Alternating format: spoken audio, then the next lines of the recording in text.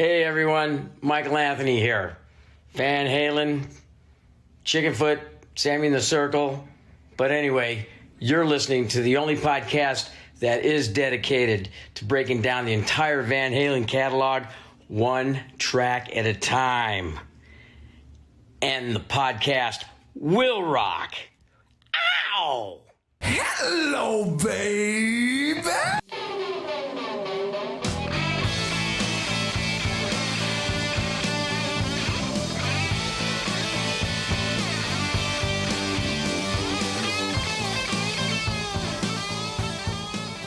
What is up, all you rockers, rockettes, and everything in between? Welcome back to a new edition of And the Podcast Will Rock. We are rocking along, you guys. We are down. We're not in single digits yet, but we are very, very close on our main wheel. The main wheel is dwindling as we speak, but we're not done yet. Hey, if it's your first time joining us, welcome. You've got a lot to catch up on because we are the show that dives into the catalog and discography of one of the greatest rock and roll bands of all time, Van Halen, and we do it one track at a time. I am your co-host, Mark Kamara. With me, as always, Corey Morissette. Corey, how you doing, man? I'm doing great. I tell you, Summer Nights was a week off because it's been minus 20 the last couple of days, but we're jumping up to plus 9 as we speak here. It's warming up. So Summer Nights got the memo just a week too early. Yeah, plus 9. That's fucking summer. Are you kidding me? That's we're going to good. be on the That's deck. Summer. Yeah, with a couple of tequilas, enjoying life. So things are really good down here. But Mark, this is my favorite week of the month because we bring on all of our lovely patrons, and this week one decided to join us. Why don't you give him your very special, silky smooth introduction?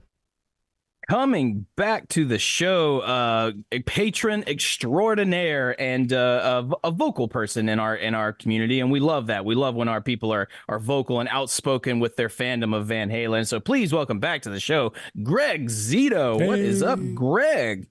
Hey, everybody. Looking forward to tonight. Anytime we get to talk about Van Halen's a great day to me. Amen. Absolutely.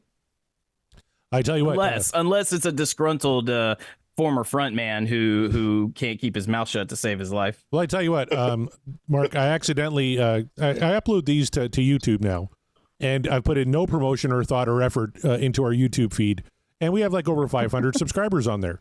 And we love it. I accidentally clicked on the little notification bell because there was like a ton of them on there. And the first two things that popped up were horribly negative comments toward us. I didn't dig any deeper, but one said, we don't care about cats. So to him, I just say, fuck you. Eddie Cat Halen is awesome. I care about cats. I could give two fucks what you think about. And the other one, I'm a cat dad. I care about cats. Exactly. So yeah, fuck and the other guy said, a Van Halen podcast with two Dave haters. No wonder they're doing so poorly on YouTube. First of all, I thought we were doing great on YouTube. The fact that anyone's watching us on there is fucking phenomenal. And B, I just want to clarify, I'm not a Dave hater. Like I've always said he's my favorite frontman on this band. Literally, two things can be true. One, David Lee Roth is one of the greatest frontmen in rock and roll history. He's one of the greatest rock and roll singers in rock and roll history. I know Mark's going to disagree with me on that, but I think so. And he is responsible, directly and indirectly, in some of the greatest rock and roll music ever created with Van Halen. And he's had a pretty good solo career, too. I am by no means a Dave hater. That's true. What's also true is he's an egomaniacal motherfucker who spouts off at the mouth seeking attention. That's also true. So he's an asshole, kind of like Gene Simmons, Paul Stanley, guys like that. You know, and you could even say Sammy Hagar has maybe spouted off a little too much at the mouth, talking about the brothers, talking about Dave, especially in his book. I understand him and Dave have some bad blood now from that ill-fated tour. But even before that, he wasn't speaking too kind of Dave. So he should maybe learn to shut up too.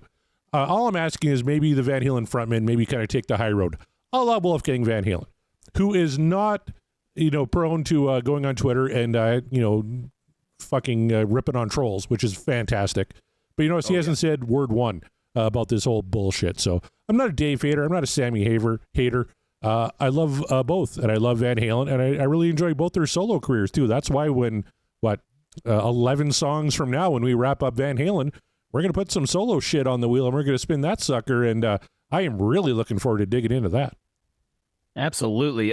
Tell me you don't listen to the show without telling me. It's like right away with the automatic, oh, two Dave haters doing a podcast, whatever. Yeah. It's like, no, see, here's the thing. We're not hating on Dave if you actually listen to the show, or it's on YouTube, right? Yep. If you watched it and listened to us, then you would know that no, we're not hating on Dave. We're not Dave haters. I have my personal favorite Van Halen vocalist, which is Sammy Hagar. However, at no point do I disregard the monumental achievement that David Lee Roth contributed to the band in the early career, those first several albums. How many times have you and I, Corey, talked ad nauseum about how much we love Van Halen 2 as an album? Guess who sings on Van Halen 2? David Lee Roth. Do I say a bad thing about him at all when we talk about those albums? No, I don't. What I say is I think Sammy Hagar is a better vocalist from a vocal standpoint, like a technical vocal. Just in singing in general, I think Sammy Hagar is the better vocalist. We have talked ad nauseum about the differences between the singer versus frontman. Is Dave the better frontman? For Van Halen? Yeah, I think so. I think the argument would definitely swing in his way, and I'm not taking anything away from that. Having said all that, I reiterate what Corey said. Like, we also can acknowledge that David Lee Roth is a fucking asshole, and he's a fucking egomaniacal douchebag, and we need to acknowledge that these people are among us. And look, and we could spend a lot of time talking about like who's an asshole. You mentioned like, has Sammy had asshole moments? You damn right. Yes, he has. Guess what? Eddie Van Halen has been an asshole before. I'm sure Alex Van Halen has been an asshole. Like, we can go down this road. If you're a rock star, you're gonna have some asshole tendencies. You're just going to. It's unfortunately the nature of the business, especially when you achieve a certain level of success, like the boys did. So that's what it is. Yeah. All Corey and I ask is, if you're going to make a statement like that, then at least listen to the show, listen to what we're saying, so that you can actually call us out on the things like, oh, you see, I've been listening. Go back to this episode. You guys said you hated it. If you can prove that, then go, all right, cool. I guess we're haters. Fine. Good job. Thanks for listening. But if you're just going to say from the surface level, oh, two Dave haters doing a Van Halen podcast, like, no, we're doing a podcast. It just so happens that through our journey, more things have come to light in like now, things happening like right now. I don't know what that noise was behind me, but like things happening right now. David Lee Roth is showing his true self, his true colors. So don't hate the podcasters, hate the dude they're talking about. So anyway, I'll tell you what. but nevertheless, Go ahead, Greg. Yeah, I was going to say, Mark and Corey. So I have a question for you. I mean, and this has been rolling around in my brain ever since Dave dropped that, horrible whatever it was. I think that the Van Halen brothers just love making music, and they wanted to be successful, but they didn't have the ambition that Dave had. And I think they needed Dave's win at all costs, I'm going to be the number one frontman in the world ambition to get them to where they were. But with that, you also get an egomaniac, narcissist. Like, I don't think you can get one without the other. So, 100%. What are your thoughts on that? You're 100% right. I think of a band like Kiss, right? You need Gene Simmons and Paul Stanley to take that band to the next level. Ace was just spaced out half the fucking time, and Peter was kind of a gangster. Jeff in the chat even says Dave helped Ed develop his onstage personality because he didn't have much going into that. Like Ed was singing, right, and not wanting to sing, and just kind of looking at his shoes and blah blah blah. They 100% needed Dave. And originally, I know they weren't a fan of his singing, but he had the PA. That's why they invited him to join the band. But he was such a huge part of getting them noticed and making them successful. You can't take away David Lee Roth's contributions to this band at all. That said, though, nowadays he's kind of looking for attention, which is a little sad. I would rather be labeled a Dave hater than a Dave apologist, because that just says everything the man does is fucking gold and cannot be touched, whether he's ripping on Valerie or Wolfie or Eddie or Alex, and I don't subscribe to that. So if you want to label me a Dave hater, fine, go ahead. I'd rather be that than a Dave apologist. Scott Everett in the chat had a great comment. He said, you can love the artist and hate the person is what I've discovered this year. And it very much like, Kiss fans, right? Like Gene Simmons is kind of a dickhead. And Paul Stanley has an ego the size of Texas. But you kind of need to, right? And that's totally fine. Tom says, and Corey Mark can still disagree on things and still co-host a podcast. And that's true. We do disagree on some stuff. Yeah. And when we get into the solo wheel, we're going to probably disagree a whole bunch. But that's fine. A lot, yeah. I do a podcast with Kevin Brown. We just dropped one today where we disagreed vehemently on a song, which is great. It doesn't make his opinion less valid or my opinion less valid. And it's more fun to talk about when you come in and kind of have that butting heads. That's why we thought Van Halen would be great, because I'm more of a Dave guy. You're more of a Sammy guy. Yeah, and exactly. I've been having a lot of fun doing it. But yeah, not hating on Dave, not hating on Sammy, but geez, stop making those fucking videos. That's all I'm saying. Yeah. That's what it is. Like, if you call us Dave haters and we're like, no, we're not, you're just a Dave apologist, and that's way worse. It is, yeah. And there's so many, like even Eric Sanich on the Van Halen news desk, whenever they post anything, the Dave apologists just fill up the comments with, Dave can do no wrong. Dave is God. Dave is the best. It's like, is he though? Great frontman, like, one of the best of all time. But, what's he doing now? He's releasing, the shit that killed Elvis and, releasing videos where he's ripping on Wolfgang, who's one of the most lovable guys out there. So. Yeah. It's like, yeah, and we could dive into like what's really going on with some of these people that are just absolutely diehard Dave fans, and like they're apologists, but they make no apology. Like, Dave can do no wrong. It's like, oh, I have so many follow-up questions for your character, because you're choosing to not acknowledge big aspects of the guy, and not just separating artists from the man, but just acknowledging what this man is doing, what this man has done. And it's like, no, you can enjoy the music of the band for sure, but you have to acknowledge also that this is not particularly a good dude, and he has shown as much that further down the road he's just less and less of a good dude. So he's just that's what attention. It is. Wolfie's getting attention, so is Sammy. He just wants them to, but I'm sick of talking about Dave discourse. I referenced a band earlier in the show, Kiss, and I talked about them a little bit last week because I said, Mark, you won't believe it. I was driving around for work, and I found a song by Kiss that has some of the worst lyrics ever written in a rock song. And I know Jeff Brewer was actually chatting with me on Discord back and forth. Is it this one? Is it this one? And he had really good guesses. Like, no, those are bad. This one may be worse, though. So I teased it last week. I want to play you a little bit this week, a little song from the album Unmasked. This is an Ace Frehley song, and it's called Two Sides of the Coin. I queued it up to the first verse here. I wanted you guys to kind of check this out and let me know what you think of the lyrics. Okay. I've met some ladies and then some girls, but they don't tell you, they just want a whirl.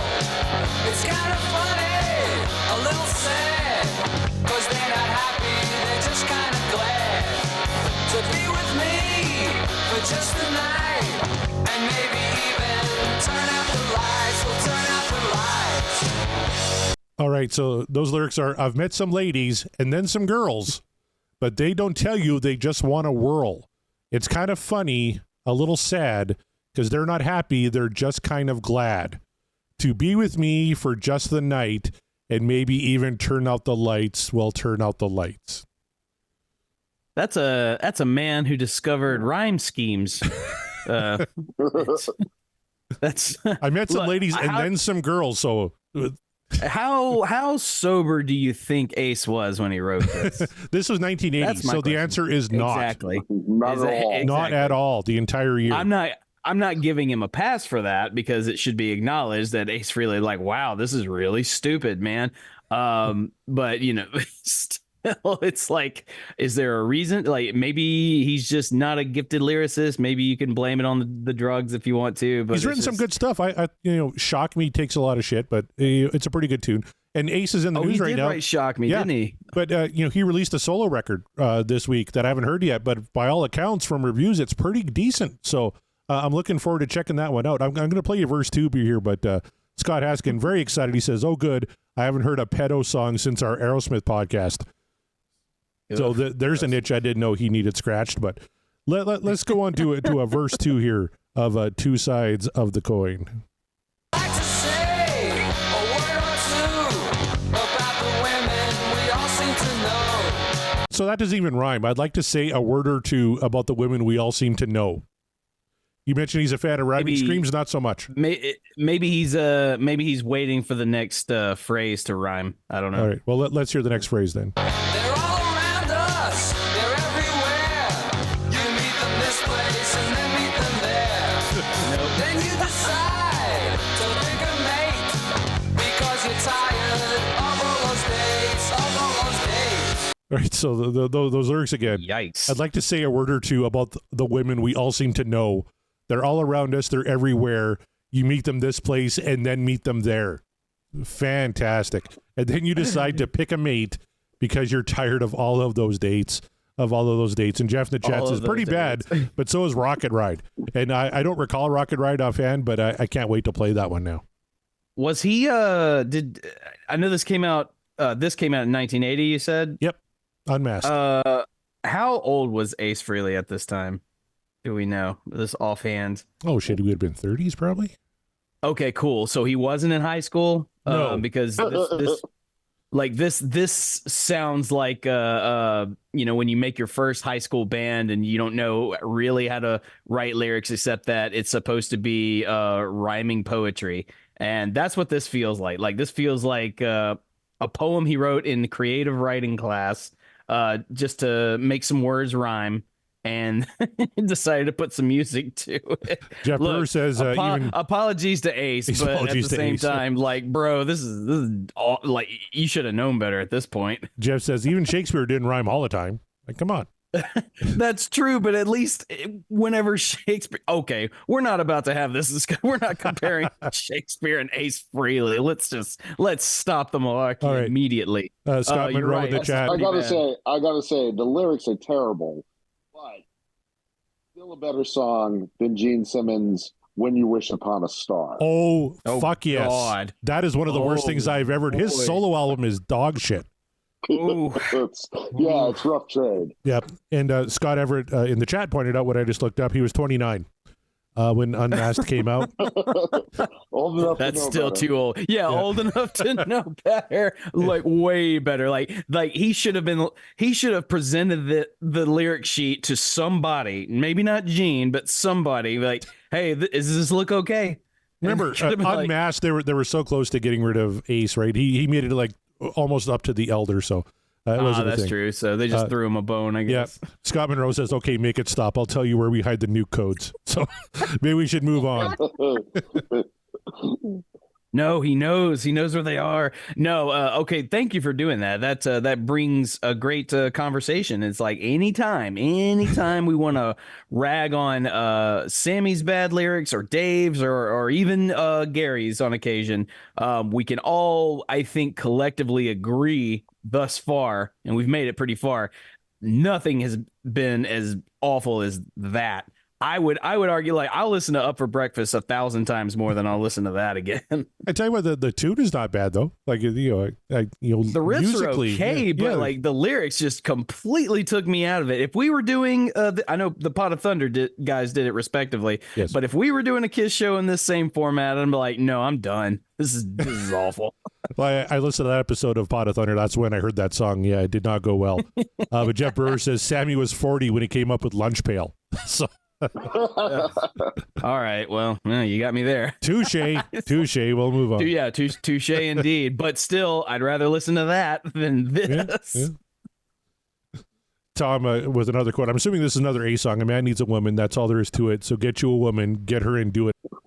Wow. It sounds like if you put the music to it, yeah, that sounds like it could still fit. If it's not in there, if there's another Kiss song floating around with that line, then it's no wonder, I hate to say it, but it's no wonder they got rid of Ace.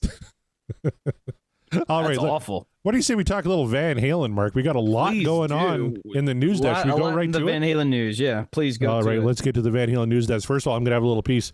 It's going to be an exclusive for all the people on the call here tonight by Friday when everyone's watching or listening to this. It's going to be old news. But before we get there, let's talk about the articles currently on the Van Halen news desk, including when David Lee Roth reached for risk-taking heights with the Skyscraper album. They're talking about his 1988 album, Skyscraper, where Dave tried to meld kind of music of the time with dance music. He didn't just try and make a Van Halen clone. I applaud him for doing something new. And I actually really like the Skyscraper record, but it wasn't a big hit. The lead single was Just Like Paradise. It did quite well. But other than that, it was kind of a miss. So that's a great article on the Van Halen news desk. I checked that out. Then we have Idaho glass artist reimagines iconic Van Halen guitar. You got to see it to believe it. If you're not watching us on YouTube right now, check out that article and check out this glass version of the Frankensteiner. It's fucking amazing. Just incredible work. Incredible. Coming out of Idaho. And then we have a 1984 throwback video courtesy of Greg Renoff. Watch Skydiver version of Van Halen's Jump. It's this really cringy video from 1984 of people like jumping out of planes and lip syncing to Jump, which is kind of cool. So, I get it. That sounds like a fun idea. It's cringy, you say? Well, it's in 1984. What are you going to do? Yeah. And then finally, I really like this one. Our good friend Darren Paltrowitz, author of How David Lee Roth Changed the World, did an interview with Brian Wheat of Tesla, which is a band I really, really like. And he interviewed Brian Wheat, and Brian told a story about how David Lee Roth actually wanted to manage Tesla way back in the day. So you can catch the link to that interview on the Van Halen news desk. It's pretty interesting, and there they are right there. There's Brian Wheat on the right, and there's Darren Paltrowitz on the left, talking about David Lee Roth, because Tesla used to open for Van Halen back in the day, and I think they actually opened on the Eat 'em and Smile tour, if I remember correctly. And oh boy.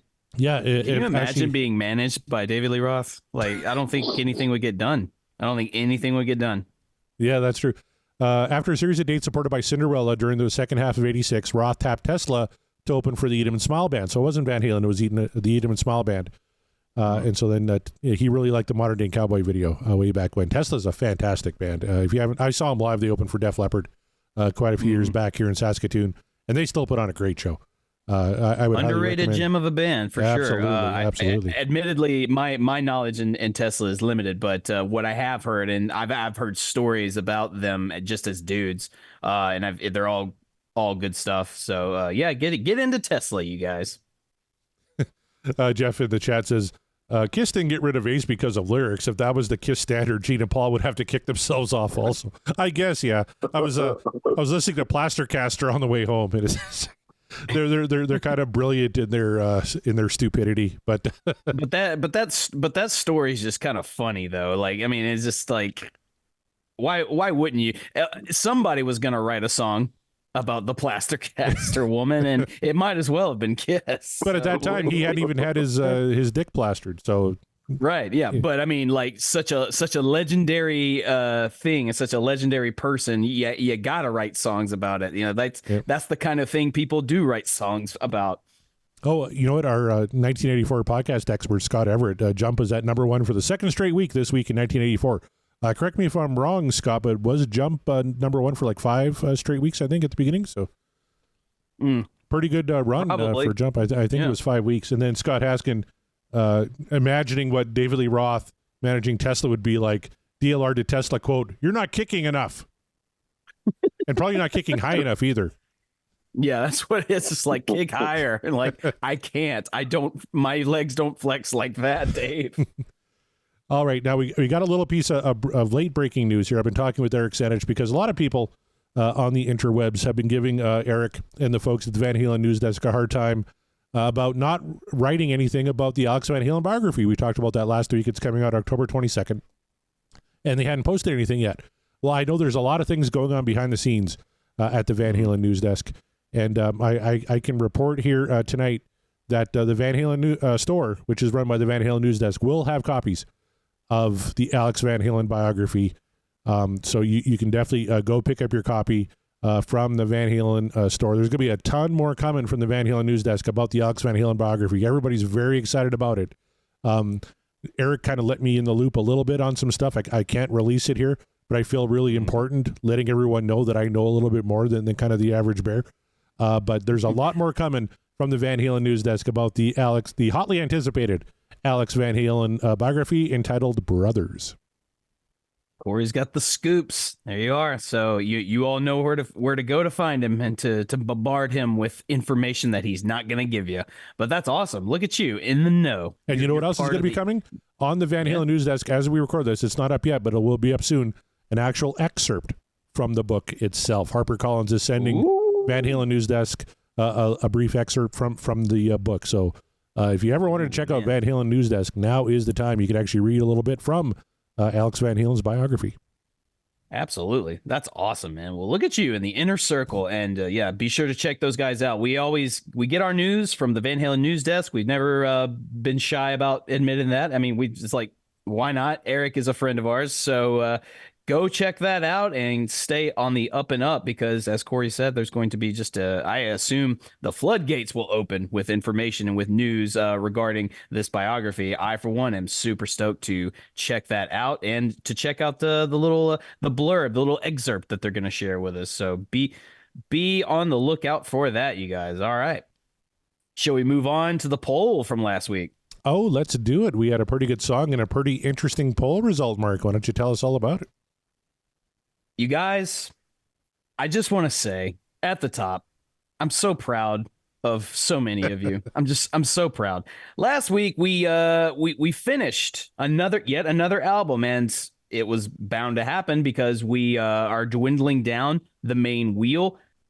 Well, we finished the 5150 album finally. It has been eluding us all this time, and we finished it with the most requested, most manifested track, Summer Nights. A lot of people were hoping for Summer Nights, and we finally spun it, and with a whopping 90.8% What Dreams Are Made Of over a 9.2. So right at the cusp of 91% of thumbs up. You guys, it's a Sammy track, and you voted it into the 90%.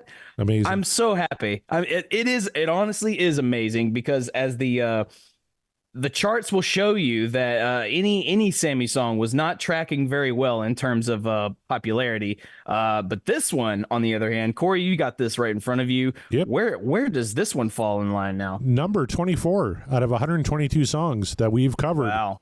Summer Nights. Yeah, it's right above Panama, which Panama really chaps my ass. It's that low. To me, that should be 98% easy. But it's ahead now of Panama. It's ahead of You Really Got Me Now. It's ahead of Everybody Wants Some, Sinner Swing, Pound Cake, which was the former winner for Sammy Hagar at 89.10%. But it's just below So This Is Love, Where Have All the Good Times Gone, Running with the Devil, Dance the Night Away, Ain't Talking About Love. But 24th, that is currently the highest ranking Sammy track, 90.8%. It's the highest one for Sammy. I'm glad to see it. I'm kind of surprised. Like I said, I really think Panama should be a hell of a lot higher. But Summer Nights at 24 sounds pretty good to me. There are a lot of songs, particularly of the Sammy era, I think, that should be way, way higher than they are. But look, Summer Nights made it to the top 25, and I guess that's the best we can hope for at this point. I'm pretty sure we might be done with Sammy tracks, or we're close to it, left on the wheel. But yeah, you be the one to tell me. But anyway, this one, yeah. So I think any chance of getting a higher rated, higher voted Sammy track might just be out of the possibility. But this one at a 90.8%, that's fantastic. So if that's the best I can hope for from you guys, from voting with your hearts, not with the brains thinking like, well, it's not a Sammy or it's not a Dave track, so I'm voting it down, which I'm sure there's a bunch of you out there that do that. Fine, whatever. However, this one makes me realize that no. You guys listen to this song. You guys know this song. This one kind of kicked your ass a little bit because it kicked ass. 90%, we'll take it. We'll absolutely take it. Good for you, Sammy. Good for you, Van Halen. And there's 3 Sammy tracks left on the wheel. 3 from Balance. Okay. Yeah. My bad. We still got 3. So there's time, maybe. But if I was a gambling man, I'm gonna say this one's probably gonna be the highest I think Sammy rated track. Considering we got Aftershock, Amsterdam, and Take Me Back, Deja Vu. I think it's pretty safe bet. Put all your money on Summer Nights being the highest rated Sammy track.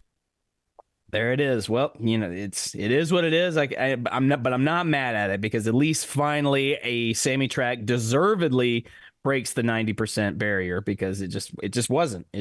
So let's see what our people are saying about it. And I'm going to read some tweets from our patrons. If you want your tweet guaranteed read, we get a lot of tweets when we post these polls on what you guys are thinking and where your mindset is with these tracks. So if you want it guaranteed read on the show by yours truly, join the Patreon. Find a tier that's right for you. If you find the tier doesn't quite work for you, let us know. We'll find something that works. But join the Patreon. It's great. Lots of fun.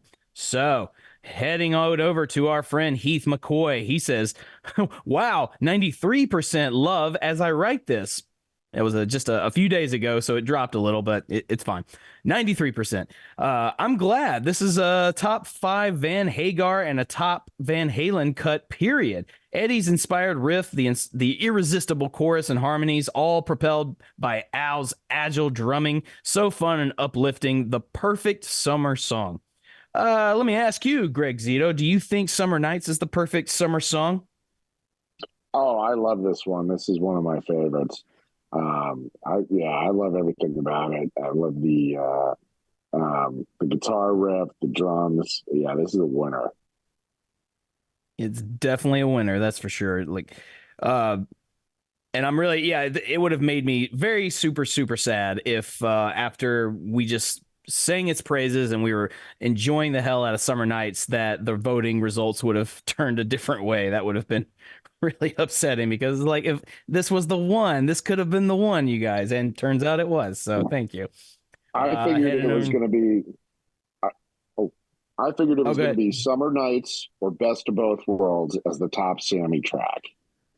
Yeah. And I can't.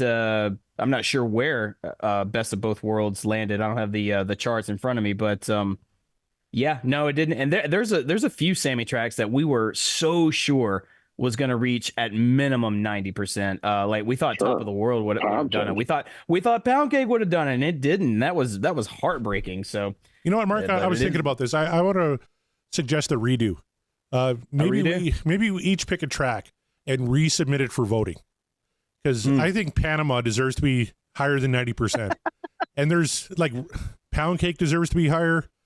Runaround deserves to be higher. Like, maybe we each pick a track. Let's redo the poll, and let's maybe try and get some new numbers, because we did the numbers for Panama way back when. That is true. We did. Yeah. You're right. There are some. There's a good bit of songs from our early days that deserve a redo. So we'll look into that. But let's move on right here. Sean McGinnity's got his in the Discord. I'll move on to that in a second. Our buddy from Dissect That Film, that's all right, our buddy Brett Parker says, for me growing up, it was Summer Nights and my boombox blasting 5150. I love this song. Short and sweet, keeping it right to the point. Thank you so much, Brett. Let's see, Jeff Brewer, the coward that didn't show up. Just kidding, Jeff. He says, wow, currently at 92% when he posted. The first Sammy Van Halen tune to maintain above the 90th percentile. For details, see Discord. Yeah, but obviously this needs to be an upvote, so he'll have more to say, and I agree, it definitely deserves an upvote. Let's see here. Moving on. That might be it for there were a lot of tweets, but again, if you want it guaranteed read on the show, join the Patreon, because then you have access to our Discord, and the Discord channel, that's where the real conversations are happening. And you get to do a lengthy little manifesto, as we call them, on how you feel about the song, and there's no limit to the characters you can use. As such, Scott Monroe says, Summer Nights brings the perfect summer vibe. No quibbles, no notes, 10 out of 10, hashtag what dreams are made of. Wow. Scott Monroe with the shockingly short mini, like that was a mini. That wasn't even a manifesto. That was just a quick statement, like the briefest. Good stuff, though. I love it. Thank you, Scott. Kevin Brown, our good buddy Kevin Brown, says, Summer Nights, one of the 2 songs that really got me into Van Halen and made me pay attention to them. 5150 was the other. Every part of the song makes my heart sing. The main riff is one of my very favorite of all time by anyone, not just Eddie. Those major 7th, I think, arpeggios are just lights out fun. I love the lyrics in this one. Light, breezy, and just, again, fun to sing along with. Great harmonies, and Al and Mikey just holding that shit down in the bottom end. perfection. 10 out of 10. Hashtag what dreams are made of. I love that. I love seeing that. I love seeing people give 10 out of 10 to a Van Hagar era tune. It warms the heart. And, all right, and our good buddy Sean McGinnity, he a lengthy one. Here we go. He says, Summer Nights holds a whole bunch of memories for me. That and Best of Both Worlds were the ones my Toma/Overlord, Todd's backup band at home, or Todd's band back home, played so masterfully at a number of talent shows, pageants, and any other show they could get. It also represents our last summer back home before we moved into the big city of Winnipeg from Bohunk, New Brunswick, Canadian cities. These were the last dregs of our last summer, and I was sucking up every experience I could get. Sammy fit so good. The music seemed so effortless for them, and it was crazy how in sync they were right out of the gate. Unlike with Mr. Sharon, who really needed another album to gel with Van Halen, probably. And sure, there was a glow on a Van Halen fan at the time. For all intents and purposes, Van Halen had broken up and they were done. This release was a godsend for us because somehow they hadn't broken up at all. In fact, they were back and they sounded great. Despite the shock of the softer Why Can't This Be Love, Summer Nights kicked us in the nards and reminded us that Van Halen was back. A couple of notes.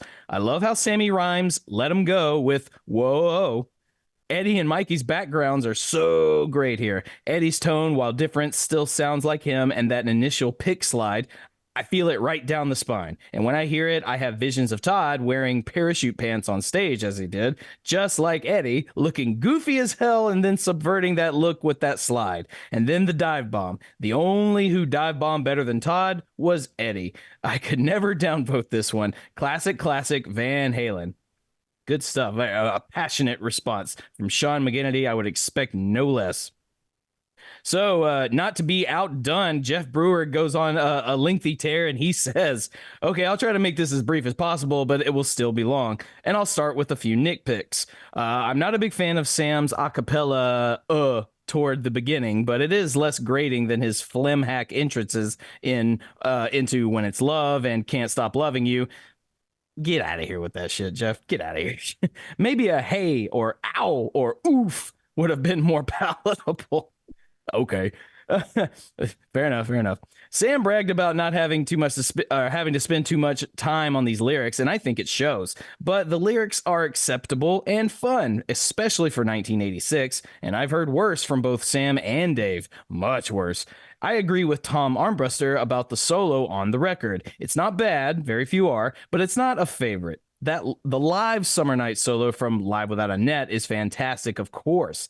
That's it. The rest of it is overwhelmingly positive. This song is not my favorite on the album. 5150 is, of course, but it was on my short list of theme songs I would blast through my car stereo as I entered my high school parking lot those last few months of my senior year, 1986. The part right when the whole band kicks in sounded so good at high volume.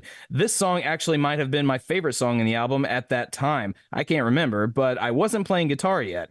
After I started playing guitar, soon after seeing Eddie Van Halen in concert, November 1986, 5150 took the top spot. I could go on and talk about Ed's brilliant use of the Steinberger trans trem, but I've linked enough on Discord on that, and this manifesto, in quotes, manifesto is already too long. Brilliant guitar playing, great harmonies, clear and definite upvote. Quite a mouthful, but love the passion, love the personal touch behind it. Good stuff. So, despite a few of your jabs and little shots, Jeff, I like that. Thank you. Good stuff. Brad Gould says, I'm posting my microfesto here so I don't have to support Elon. This is just a fun song. The funky guitar used by Eddie Van Halen allows him to have a really simple rhythm as opposed to using his technical skills to stand out. The overall vibe of the song is a bit of a jazz funk, and all four parts of the band are quite balanced. Eddie's solo comes across like a sax or a trumpet solo in a jazz band, pure improv that stands out from the rest of the song. I dig it. I dig it too. It's good stuff, Brad. Chaz Mataz Extraordinaire says, Summer Nights, toppermost of the poppermost in terms of Van Hagar era. Poppermost. The vibe was the good time of party that the next 7 to 8 years were, if memory serves, one of the very first songs they wrote together. It really does make me smile every time I hear it. The guitar and drums are brilliantly slinky. The harmonies are inspired. Mikey is always doing his part. It's the best of the Sammy world, what dreams are made of. And that's it. There it is. Okay. Those are the mini and manifest. Oh boy, what are you doing? I don't have breaking news music, so I had to go to this. I hope that's okay. But we have breaking news here on the show, everybody. I'm going to bring this down so everyone can enjoy it. The Van Halen News Desk has now posted their article on Brothers. I'm going to read it here for you, for everybody on the call here. We have new details about the book here. So I'm going to read you the blurb that we got from HarperCollins and the Van Halen News Desk about Brothers by Alex Van Halen. Quote, in this intimate and open account, nothing like any rock and roll memoir you've ever read, Alex Van Halen shares his personal story of family, friendship, music, and brotherly love in a remarkable tribute to his beloved brother and bandmate. Told with acclaimed New York writer Ariel Levy, Brothers is a 70-year-old drummer Alex Van Halen's love letter to his younger brother, Edward, maybe Ed, but never Eddie, written while still mourning his untimely death. In this rough yet sweet voice, Alex recounts the brothers' childhood, first in the Netherlands and then in working-class Pasadena, California, with an itinerant music father and a very proper Indonesian-born mother, the kind of mom who admonished her boys to always wear a suit no matter how famous they became, a woman who was both proud and practical, nonchalant about taking a doggy bag from a star-studded dinner. He also shared tales of musical politics, infighting, and plenty of bad boy behavior. But mostly, his is a story of brotherhood, music, and enduring love. I was with him from day one, Alex writes. We shared the experience of coming to this country and figuring out how to fit in. We shared a record player, an 800-square-foot house, a mom and a dad, and a work ethic. Later, we shared the back of a tour bus, alcoholism, the experience of becoming famous, of becoming fathers and uncles, and of spending more hours in the studio than I've spent doing anything else in this life. We shared a depth of understanding that most people can only hope to achieve in a lifetime. There has never been an accurate account of them or the band, and Alex wants to set the record straight on Edward's life and death. Brothers includes never before seen photos from the author's private archives. And if you go to the Van Halen store, courtesy of the Van Halen News Desk, and you sign up for their wait list to get notified when they're going to start taking orders, you'll receive an exclusive, neat little bonus item. No word on what that item is. But if you sign up to the wait list now, you will get yourself that exclusive little bonus item. So there you go. Little more details on Alex Van Halen's upcoming biography, Brothers. Oh my God. Have we all just been mistakenly calling him Eddie this whole time? And like, he was never fond of that? No. I think Alex always just kind of referred to him as Edward or Ed, never Eddie. So, oh, I see. It's just like, it's like everyone else can call you Eddie. I'm not calling you. I get that. That's fair. That's like, a brother thing. People call me different names sometimes. But my brother and my family are like, we're not calling you that. Your name is Mark. And that's what it is. Like, all right, cool. I get it. That's awesome though. Oh man. I like it. I like what I'm hearing. That's just this raising the intrigue. So you heard what Corey said. Go get on that wait list, man. I need to get on the wait list like as soon as we're done recording. I signed up while you were doing the Discord role there. I made sure I got my email address in there. You're like, I'll be right back. I'm just gonna pee real quick. It's like, no, you're gonna go get on the wait list. No, I was getting because they just dropped that on the Van Halen News Desk. So all the people on the call, you heard this here first. Obviously the show is gonna drop on Friday, so you'll 2 days late. Getting this information. Hopefully my email is the first one on the wait list because I cannot fucking wait. This is going to be a great book. You could always reach out to Eric and be like, hey man, I'm on the wait list. If you want to bump it up a little bit. You want to send me a signed copy there, buddy? Yeah. Well, there you go. Yet another incentive to join the Patreon, because if you're on our Patreon, then you get the lurker access. You can actually watch us record the show in real time, and you get the information, the scoops, as it were, ahead of time before we release the show. So there you go. Something to think about. Just saying. Cool stuff. I love that. Well, then, after the poll results and hearing what people are saying, the mini festos, it's time to change gears, switch gears, and do the thing that we love to do before we spin the wheel, and that is, say it with me, take a shot, manifestations. And that's right. Oh, now we're going to baby. manifest exactly what song we want to. There you go. Thank you, Greg. What song we want to bring to the fold? What we want to manifest and talk about tonight? Now, look, the options are limited now because we have so few songs on the wheel. We still got a few, 11, I believe. 11 songs left on the wheel. Yeah. So, Corey, do me a favor, would you? Once you bring that wheel up real quick, and I'm going to go over to our Discord and hear what our patrons are going to manifest for tonight's show. That's right. If you join the Patreon, you get the Discord link, and you get to manifest what song that we do. And it's great fun. It's great fun to see what everybody wants to hear. So, we got Scott Monroe saying, Josephina for the reasons, and we know what the reasons are. So they're just not going to let that one go until we finally do it.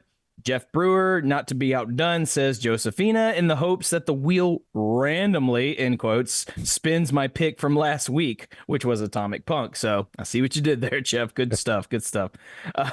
Sean McGinnity with the relentless, give me the big bad bill, damn it. I want Jan Van Halen. He wants that big bad bill. Give it to him. All right. Let's see. And of course, Chaz Mataz going with Josephina because he's a chaos person. So I put it to you, Greg Zito. You're on the show. You've come back to us. What do you want to live on the show? What do you want to manifest for the show? So I feel like we need a change of pace. I want something a little different, not the normal Van Halen fare. So I'm looking for Little Dreamer. Nice. Little Dreamer. Right on. I like that one. I think it's got to be a Dave track because remember, Mark, when we started, we hit nothing but Dave for like the first, seemed like 7 or 8 shows, right? It was all Dave. Yeah. And now we're down to it. We have 1 Gary track left. We have 3 Sammy tracks left. And we have 7 Dave tracks. So I'm in the mood to hear poetic, something. Isn't it? Yeah, because we're such Dave haters. I'm gonna I'm going to go with my buddy Sean McGinnity. I'm also going to manifest a big bad bill of course here tonight. Yeah. So what are you in the mood for here tonight, Mark? Well, again, I'm going to need you to pull that wheel up so I can, because do not recall what we have left on there. I have heard most of the songs that I just like really want to talk about, but I'm sure there's a couple that oh wait, of course. What am I thinking? We have to bring back Jamie's Cryin because we spun it once and we had to spin away from it because of the circumstances of the show. But I have manifested that one before and I'm going to do it again. Jamie's Cryin. That's what I want to hear. So look at that. Another Dave track because we hate him so much. That's right. Such Dave haters. What do you say we got 8 people watching right now. We had as many as 10 at one point. We have 8 right now. We have 3 of us, so that's 11. What do you say I shuffle this wheel 11 times? 11 songs, 11 shuffles. 8, 9, 10, 11. Are you boys ready to go? I'm ready when you are. Greg, you ready? Let's do it. All right, let's do it. Here we go.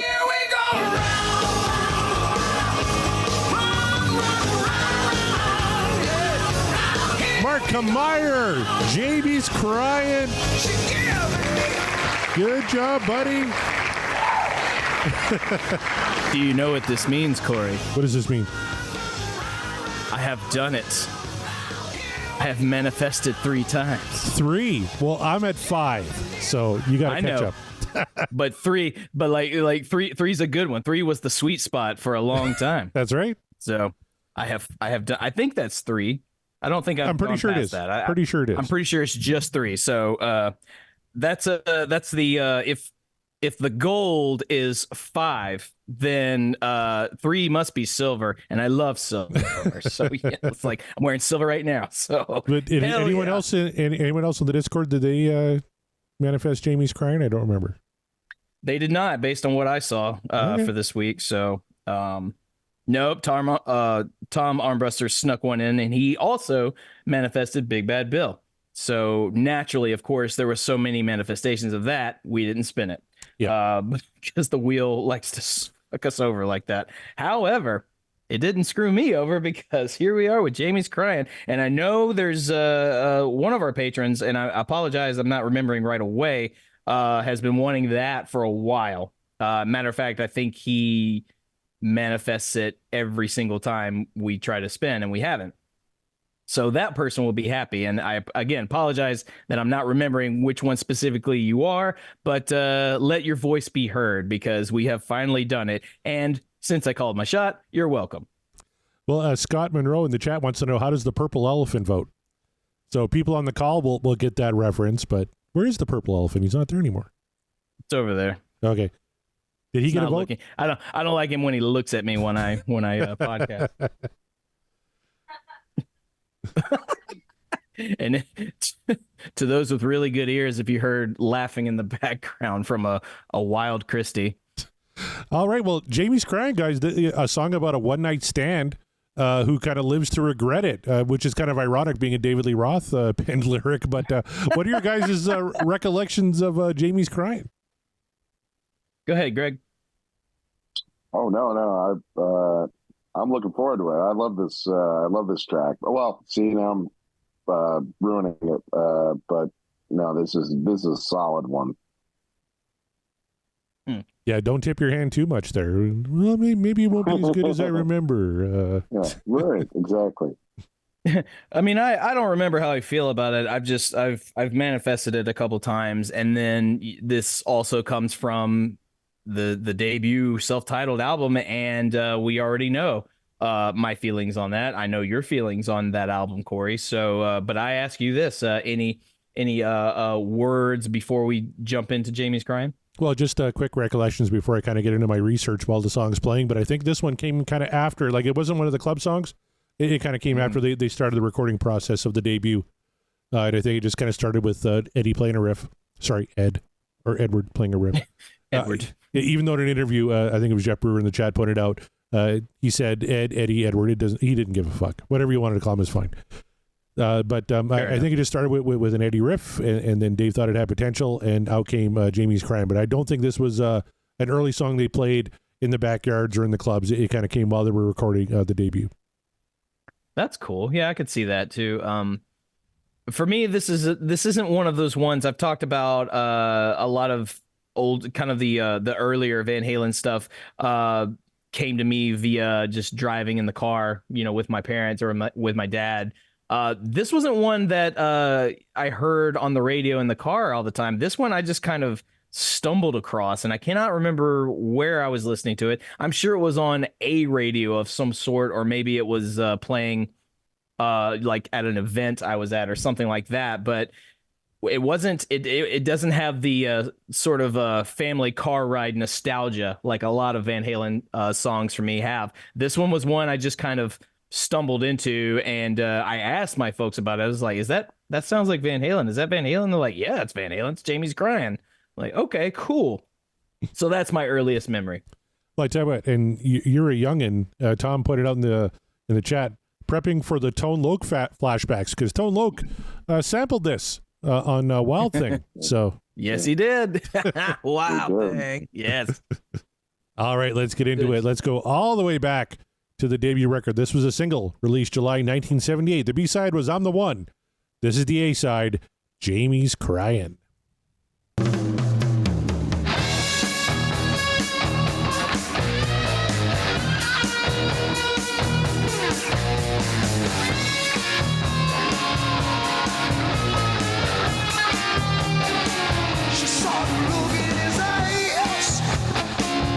I gotta tell you, as a guy who appreciates the stank factor is at 11 on this motherfucker. Like, as soon as you hear that, your face crunches up. You're like, oh yeah, that's a dirty fucking groove. I love everything about it. Just the crunchy distortion, just the heavy drums on it, just the in your kind of like in your face attitude about it. Yeah, this is just groove stank. I love it. And put some stank on it. Oh man, if that's not like early David Lee Roth era Van Halen, I don't know what the fuck is, right? Oh, that sounds that's so good. True. Greg, yeah, I could tell you're enjoying this laying in bed right now. I love it. Thank God your camera shot is just showing your face and not anything south of the equator. Yeah. He's really enjoying the song over there. No, it's a great one. And, the first time I ever heard this song. I heard it on the radio, and I just heard just the end of it, and I could tell by the guitar it was Eddie. And I think it was a little kid, and I'm like, that has to be a Van Halen song. Like, it was unmistakable. Absolutely. And yeah.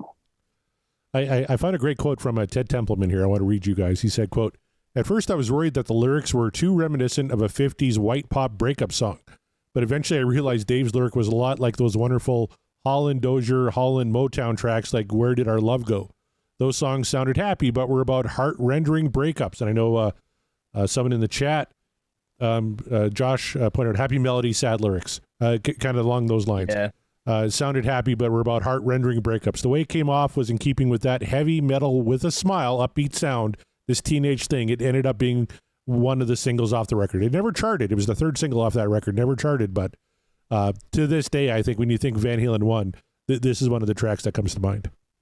I think so too, and that's a theme with a lot of heavy metal and like rock. You hear the music and the way it's structured. The riffs sound like kind of very positive, but then the lyrics are not so positive, Yeah. and that's a common theme in that genre. So, but I like seeing Van Halen sort of kind of get ahead of it before it became the super popular thing to do. Yeah, big in heavy metal, but big in like just straight rock too. I remember Bad Out of Hell. It's a very kind of happy, uplifting feel to that song. It's about a motorcycle crash and the guy dies. And, with the heart still beating, that leaps out of his body like a Bat Out of Hell. So, yeah, I like when they mix kind of darker or upsetting lyrics with a happier tone. It's kind of cool.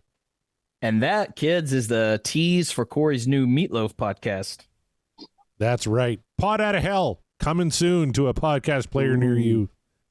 If that doesn't exist, it should. It should. Fuck, I'm tempted to start it right here. Kevin, Scott, what are you guys doing? You want to do a Meatloaf podcast? I'm all in. I saw Meatloaf in his very last concert before he died was in Moose Jaw, Saskatchewan. Man. Oh, wow. Yeah. Hey, I'm in for that. That would be fun. Like, Meatloaf is good, man. Like, I think Great. I encourage Meatloaf everyone go back and listen to Meatloaf if you never did, man. There's like that man was doing some incredible vocal work. Oh, God, yeah. He had some horseshit songs out there, but I tell you, Bat 1, Bat 2, and even a good portion of Bat 3. Great stuff. But what do you say we get back into Jamie and why she's crying? Let's find out why she's crying. She knew better. He wanted her tonight. And there was now or never. He made her feel so sad. Oh, Jamie's crying. Oh, Jamie's crying. Now Jamie wouldn't say alright. She knew he'd forget her. So they said goodnight. Oh, and now he's gone forever. All right. Brand new patron, Jeff Fisher, says, fuck Meatloaf. He's not a fan. So, Well, welcome to the welcome to the show. Patreon Fuck group. Meatloaf. Welcome to the show, Jeffrey. It's just like right away. Fuck Meatloaf. You guys talk about Meatloaf? I didn't come here for this. You're right, you didn't. But that was just an added bonus. And no, fuck Meatloaf. Go back and check out Meatloaf, man. He's doing good stuff. But to Jamie's Cryin, on the other hand, this just right away, I gotta say, we talk about at the top of the show, we were talking about horrible lyrics and how sometimes even the biggest rock stars are not above it. They're not beyond writing something really stupid lyrically. That is not what Dave is doing in this song, for sure. I think he's like, it just what he's doing vocally, and he's doing the thing that Dave does. He's doing the Rothisms, but this is a classic example, and there are a few out there that the Rothisms are absolutely like they were made for this song. Like this the lyrics, the way he is constructing the vocal lines and everything like that, it works. Everything about this so far absolutely works. My wife is downstairs and she's getting very mad because she loves Meatloaf and she heard me say fuck Meatloaf and she thought that was coming for me. And it's not. You see what you did, Jeff Fisher? You got Corey in trouble. Damn it, Jeff. Like, welcome to the show. Thank you for your patronage. But at the same time, what the fuck, man? Man, I'm in so much trouble now. Scott over in the chat says, make it like a crying sound. That's what he's always imagined. You can kind of hear it in those bends. It almost kind of sounds like it's crying. Yeah. Because like I said, if you're just kind of listening to the song, you think, oh, this is a happy song. But she saw the look in his eyes. She knew better. It made her feel so sad. This guy just wanted a one-night stand. So a little deeper than kind of what you maybe thought about Jamie's Cryin. Chaz Charles says the bluegrass version of Jamie's Cryin with Dave on vocals is classic. Let you see the power of the song. It transcends genre, which it really does. All the best songs, you can kind of, acoustic, bluegrass, fucking polka, whatever you want. It's all going to work. Jeff Brewer. Does this song remind you of any of the things that happen at the Come and Go and all the disappointed American women? All the time. It's all tears at the Come and Go. Jamie was crying at the Come and Go. You have no idea. I'm sure that's where it was happening. Oh, I'm so glad I wore the Come and Go t-shirt tonight now. Zito with the zinger. Oh, and Jeff is at least sorry. He says, blame me. Don't worry, Jeff, I did. There's so much context you don't understand for this. I'll have to explain later to Christy. I don't think she knows about the Come and Go story. Oh, man. Oh, she'll have to participate in a live show. That was a whole thing. But that's true, yeah. What do you say we get back into Jamie's Cryin here? Sure. She wants to send him a letter. Yeah. I'm just trying to make herself feel better. It said, give me a call sometime. But she knows what that'll get her. Oh, Jamie is crying.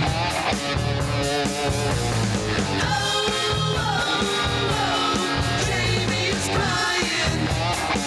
Now Jamie's been in love before, and she knows what love is for.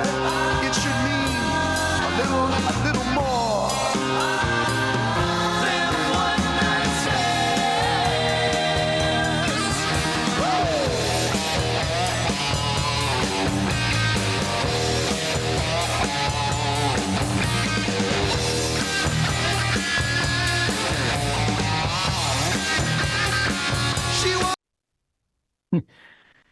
This is that moment where, like, as much as I want to love, and I do love it, that riff and what Eddie's doing there, that section right there, that when they finish the vocal line, makes me think of Wild Thing, and so that's all I can think of now.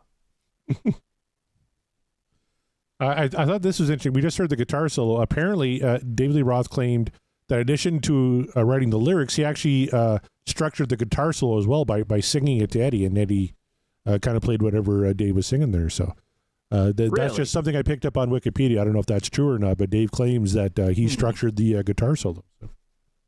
Well, if Dave claimed it and nobody else backed it up, it's clearly factual, right? It's guaranteed 100% truth. He never gets his facts incorrect, ever. No.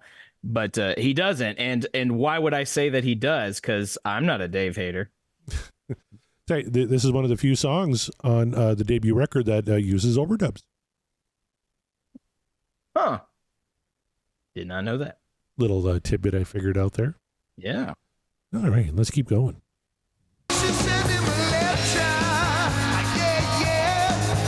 Just trying to make herself feel better. It said, give me a call sometime. But she knows what that'll get her. Oh, Jamie's crying. Jamie's crying.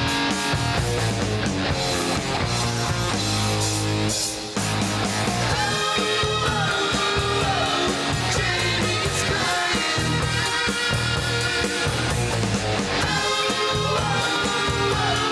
Jamie's crying.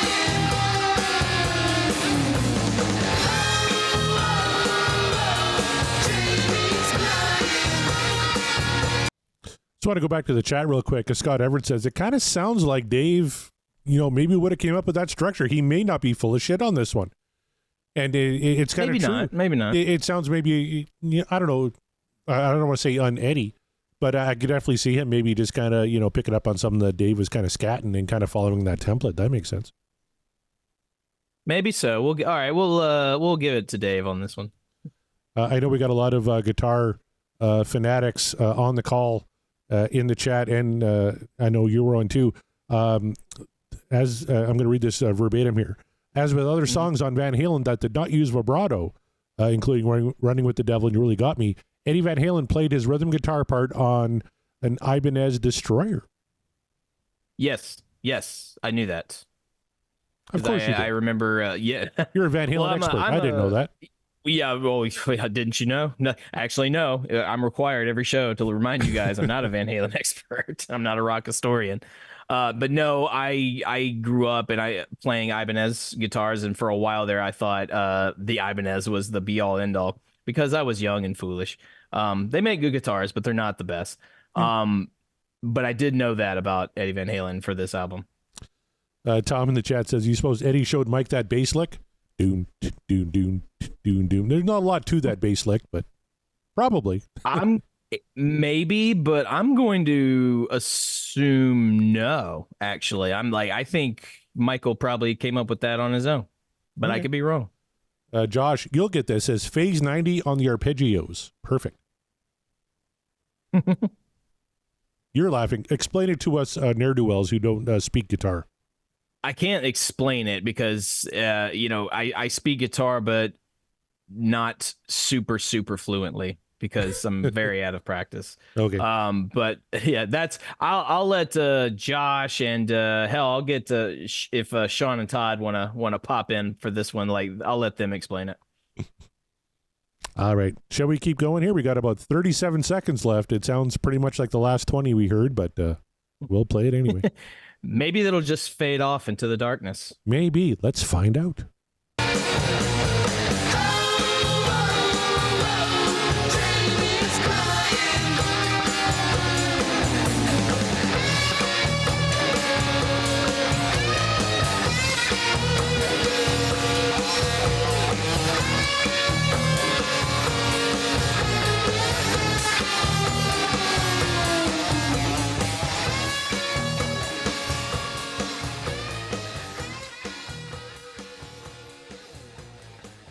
There you are, and she's crying herself to sleep because what a tragedy. I almost gave you a little atomic bunk there. I was ready to just keep on rolling here.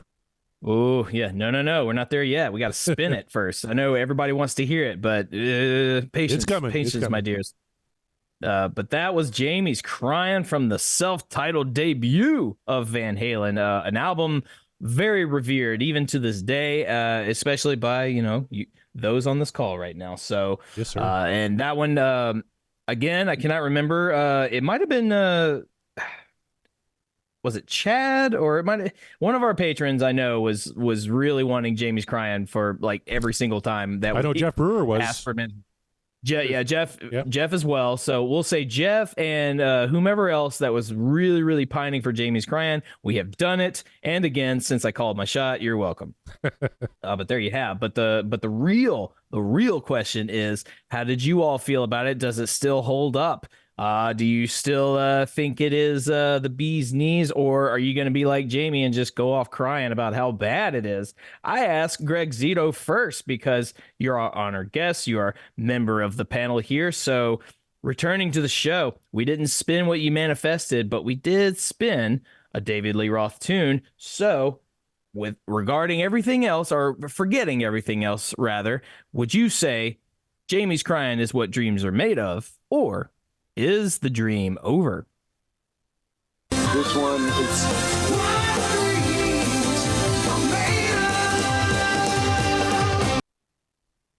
this one's an absolute classic. I mean, the sound is I love the guitar on this.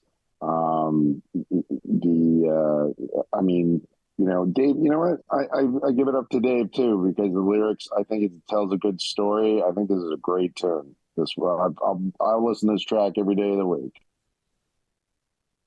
There you go.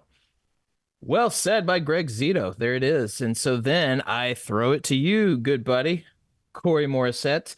You are the self-appointed Dave Hater, That's as right. it has been pointed out in YouTube. Absolutely, that is your moniker, and there is nothing else about you to know. Love cats, except hate Dave, 100%. love cats, hate Dave, and not fuck Meatloaf.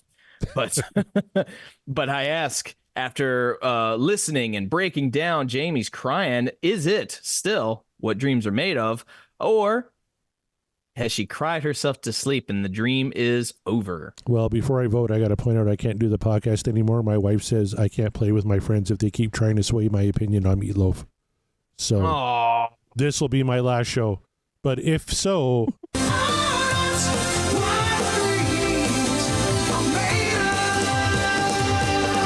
I guess I'm going out on a high note because I really, really like Jamie's Cryin.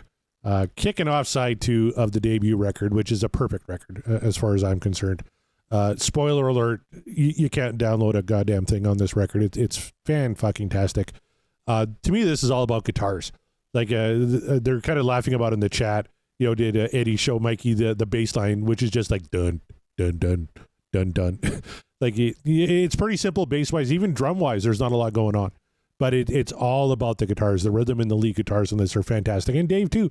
Dave sounds great. Lyrics are great. Well-constructed song. I know Dave kind of considers it a pop song, and I guess in its construction, maybe it's got some pop tendencies, but an absolutely fantastic track. I had some interesting things about this song lined up, but I completely forgot them all, so I'm just going to say Jamie's Cryin, absolutely what dreams are made of. But Mark Meyer, you're also a self-obsessed Dave hater. You're currently wearing your I Hate Dave t-shirt and sandwich board and ringing your bell on the street corners of Nashville every single day. How are you going to vote on this one? Jamie's Cryin, is this what dreams are made of, or is the dream over? Well, after some long consideration,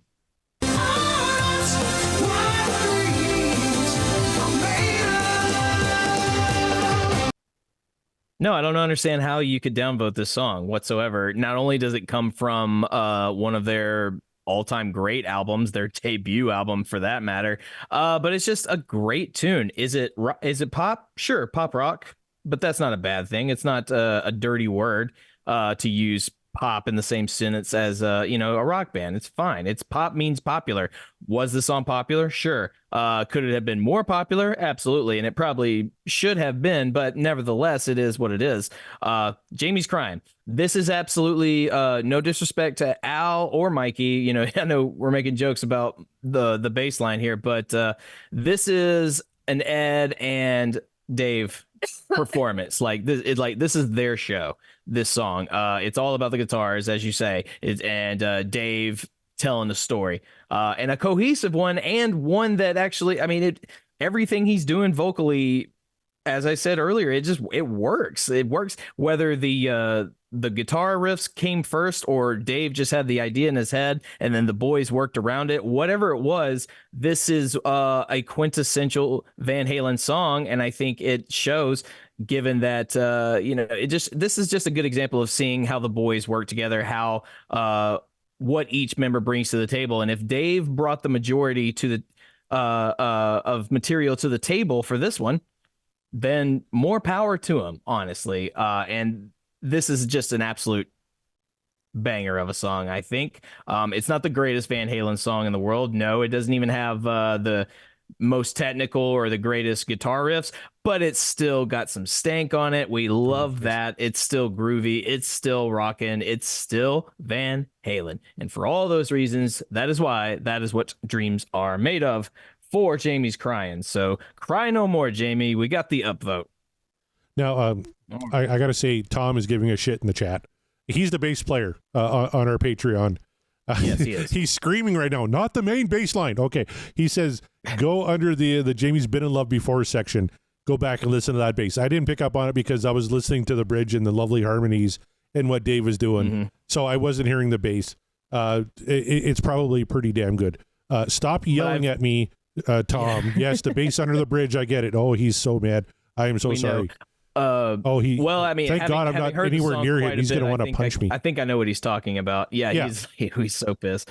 It's okay, Tom. Everything's gonna be okay. We love you, Tom. We love bass players. And yeah, there is a pretty cool section underneath there. I was talking about the underneath the chorus stuff. Oh my God, he's so mad. I'm so sorry.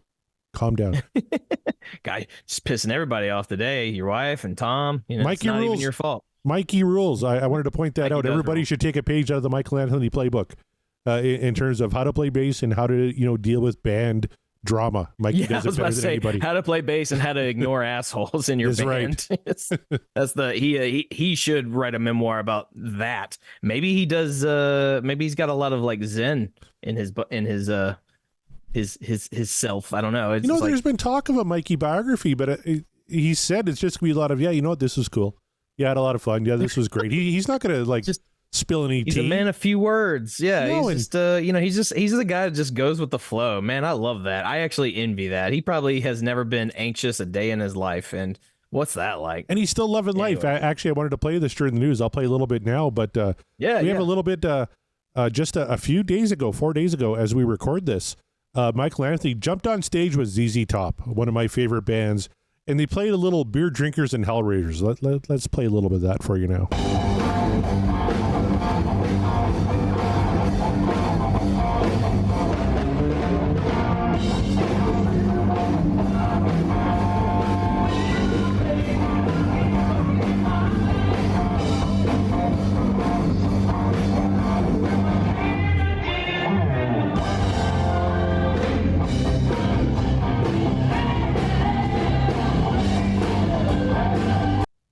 The audio quality isn't great, but no, but he's belting. Man, he's going for it. And that's the Dusty Hill section that he would sing that in. He had such a he's a lot like Michael Anthony actually in terms of how he plays bass and how he sings backup and how he can take lead too. So the fact that Michael Anthony is on stage with ZZ Top doing the Dusty Hill part is really fucking cool. And he is very, very cool. And of course, Van Halen used to cover Beer Drinkers and Hellraisers way back in the day. So I just thought that was really, really cool that he hopped on stage with the boys way back on the Rock Legends cruise 4 days ago and busted out Beer Drinkers and Hellraisers.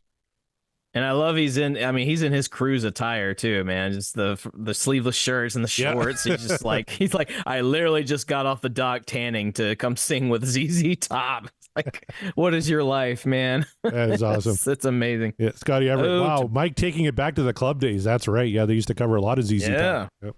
Oh. Indeed. So cool stuff, man. Well, there's another one down, man. We have done it. We've covered another one from a great album, from a great band, and you guys, you know what that means? We are down to the final 10. That's right. Sir. Get your brackets out because March Madness is not happening out on the courts. It's happening here on the pod airwaves. It's the March Madness of the podcast will rock. I don't know. We'll workshop a title or something like that to make it fun and exciting. But we're in the final 10, you guys. The final 10 songs of this main wheel, and then we evolve, or I don't know. What do we do? It's up to you. It's up to you, the listener. And you know how you can get the news quick and how you can give your own input on what you think we should do. You should join the Patreon. I talk about it every show, but I'm just going to keep talking about it until you all join up with us, because we want you all there, okay? If you're listening to us, you remotely enjoy what we do, join the Patreon, get a tier that looks right for you. If it doesn't look right for you, let us know. Maybe we can figure something out. But you get access to the Discord where the conversations are always happening. They're great conversations, links to all this stuff. You can, as I said, throw in your own input about what you would like Corey and I to do moving forward. And then also you get acquainted, like Corey and myself have, with all these great Van Halen listeners and these great friends that we've made. I'll just give you a little example of the friends you can make on our Patreon. We've got Matt Lacoste, Nate from the Deep Purple Podcast, Rava Flav, Josh Caldwell, Michael Griffith, Chaz Charles, Sean McGinnity, Kevin Brown, Per Leneker, Scott Monroe, Ryan Powell, Jeff Brewer, Tom Armbruster, Scott Everett, Heath McCoy, Janice Risco, Brad Gould, Michael Triplett, Davey Lee Smith, Chad Pollock, Brett Parker from Dissect That Film, Jeff Fisher, and Scott Haskin joining us, and then of course our honored guest of the evening, Greg Zito. So thank you all. That's a hell of a lineup, and I got to tell you, it warms the heart that you guys are interested in what these two jerk offs have to say every week. So it's like, not that we're jerk offs. Like, I hope we're not, but we're just a couple of dudes. We're not rock historians, and we're not experts. I know we like to joke, but we're not these guys. We're just fans like you talking about a band we like. And you know what? We're not the only ones. We are part of a grand network. Oh, wait. Oh, you were going too quick there. Gonna let me. We got something else to do. Unfortunately, Greg had to go, so he's not going to get to play here tonight. But it's time to play. How many times did Van Halen perform Jamie's Cryin'? All right, let's. We'll give it a second for everybody in the chat to kind of get their guesses in. All the way back I was to on the such a roll. You thought I was going to slip by you. I know. I almost forgot too. Like, oh shit, there's something else we usually do about this time. What was that again? Oh, right. How many times have Van Halen performed Jamie's Cryin'? I bet you it's a lot. That game that Mark's real bad at that you love humiliating me with, but it's what? I see your lady on the couch there behind it. Does she have a guess? How many times does she think Jamie's Cryin' has been performed? How many times do you think the song Jamie's Cryin' has been performed live by Van Halen? Don't look it up. She says once. Oh, just once? Just once? Okay. Wow. Just once. Once live. That's her guess. That is a bold guess, Cotton. Let's see if it works out for her. That's basically her way of telling me to fuck off. Oh, okay. I'm kidding. Her guess is one because she didn't have a better guess than that. And honestly, that might end up being the winner just from that alone. So I'll tell you what, Scott Everett in the chat has a guess. He's guessing, they played it from 78 to 84, and then in 04, and then in 2012. That's 8 tours. Using his formula of tour times 75 plays per tour, he come up with 600. So his number is 600. Jeff Brewer is saying 350 times, and then Scott Haskin picked up on my dodgeball reference. Thank you very much. If you could dodge a wrench, you could dodge a ball. Dodge a ball. So we have guesses of 600 and 350 and 1. Mark Kmeyer, what's your guess going to be? Oh, God, they probably played this song a ginormous amount of times, so I'm going to say right at 500 times. 500 times? Yeah. I tell you what, that's a pretty good guess, but... Oh, Mark Kmeyer, you lost once again to Scott Everett. He guessed 600 times. The correct answer, 615 times. Oh, man. So all I had to say was 601. That's right. Ugh, damn. 615. You were so close, babe. Just 614 off, yeah.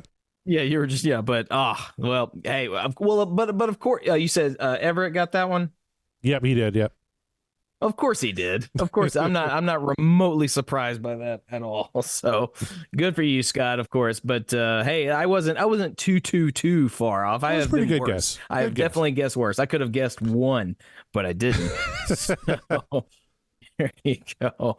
All right. Well, as I said, I was on a roll, but I'll give it to you again. You guys, if you remotely enjoy the things that Corey and I do, then you probably want to get down on other podcasts that might be talking about your favorite rock acts. And guess what? We are part of a grand network that allows just the thing. Corey, tell them about the Deep Dive Podcasting Network. Oh, it's my pleasure. We're talking about some great podcasts, like a couple of archived ones that I was a part of, Backtracks Theme Music, talking about your favorite music from movies, and Backtracks Aerosmith Revisited with the sexiest man in podcasting, Scott Haskin, breaking down the Aerosmith catalog. Those are both done, but you can catch these current active shows, including Kevin Brown at the Tom Petty Project.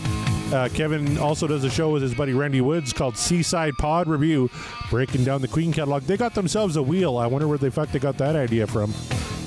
Even though we stole ours from Pot of Thunder, they stole theirs from us, who stole from Pot of Thunder. So they're even worse than we are. That's how I'm going to choose to look at it. Scott Haskin also has Uriah Heep, the Magicians Podcast, Nate and John at the Deep Purple Podcast, The Simple Man at Skinnerd Reconsidered, Terry T-Bone Mathley at T-Bone's Prime Cuts, Rye at Sabbath Bloody Podcast, Paul, Joe, and David at In the Lap of the Pods. That one's archived. You can catch all the back episodes wherever you get your podcast from. You can also catch Andy and Matt at Hawk Binge, Eric and Jonathan at Maiden A to Z, Daniel and Josh at Diary of the Madmen, the Ultimate Aussie Podcast, Ben and Sam at Universally Speaking, the Red Hot Chili Peppers Podcast, George and Hattie at the Judas Priest Cast, Clay and Rye at North by South Podcast. That's Canadian music versus American music. A lot of fun that show is. Check it out. Greg and Jonathan at So Far, So Pot, So What, talking all things Megadeth. Quinn at N Volume for All. Sav, Nick, Steve, and Mark at the Rock Roulette Podcast. Then we have the Chaz podcast universe here. We have Chaz and Greg at Regarding Lulu, Chaz and Chats at Rush Rash, Chaz and Wolfie at Regarding Roger. Chaz and Wolfie at Regarding Roger. Then we have the Rewind to 1984 podcast with the aforementioned Scott Everett, the Sean Geek and Fast Red podcast, the DLR cast, the Bogus Otis show, Booked on Rock with the legendary Eric Senich, You're All Doomed, a Friday the 13th podcast, Dissect That Film, Three's Company 2, a rewatch podcast, and Pod of Thunder, the recognized symbol of excellence in rock and roll podcasting. They just finished February, which if you're not checking Pod of Thunder out during February, you are missing out. Not only are you getting songs by and in the vein of the legendary Lou Rawls, but you're getting some of their absolute best banter. February is absolutely fantastic. Go back and check out those shows. That's Pod of Thunder, the recognized symbol of excellence in rock and roll podcasting, and that is the Pod Roll. Mark Meyer, back to you. Always a pleasure, always fun, and definitely check out all of those podcasts to meet your rock podcasting needs. Guaranteed you will find something that you enjoy there. And if you enjoy us, you're going to enjoy all of those shows. So definitely check those out. Also check out podcastwillrock.com, where we have our merch store up. We have backlog episodes, all of our socials. Go there, get you a shirt, get you an Apologies to Gary shirt and everything like that. It's definitely something that I want to see. I have talked about on the show constantly. At this point, I mean, is it a joke? Yes, but it's also near and dear to my heart, and I really just want to see an army of you wearing Apologies to Gary shirts. It just would put a great smile on my face, and I know so many of you have. You've reached out and said, check it out, got it. And thank you for that. It really does make the man's heart grow 5 times larger than it was. It was, I had the Grinch's heart before, but now I am so full of love.